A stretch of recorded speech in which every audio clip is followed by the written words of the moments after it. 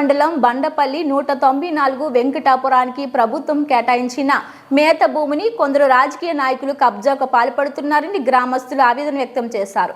జిల్లా కలెక్టర్ని కలిసి విన్నవించారు. 24 ఎకరాల మేత పొలమును 43 సంవత్సరాల క్రితం ప్రభుత్వం కేటాయించగా ఆ భూమిని కొందరు రాజకీయ బలంతో కబ్జా చేసుకున్నారని అన్నారు. కలెక్టర్ చొరవ తీసుకుని రైతులకు న్యాయం చేయాలని కోరారు.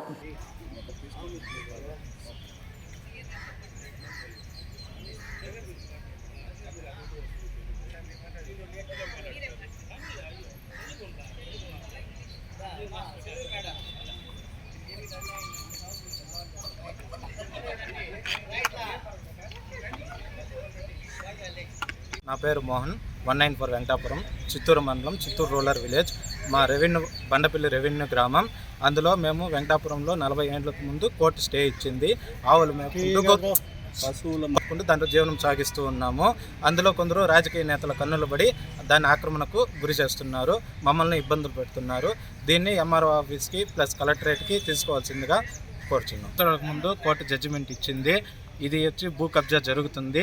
దీన్ని అధికారులు అందరూ అడ్డుకోవాల్సిందిగా 24 ఎకరాలు మేత భూమి, పరుంబోకు, నీటి కుంట చెరువు ఎంఎన్ఆర్ఎస్ 2003వ సంవత్సరంలో చెరువు నిర్మించుకుని పశువులు తాగే దీనికి వాడుకునే దీనికి అనుగుణంగా చేసుకున్నాము.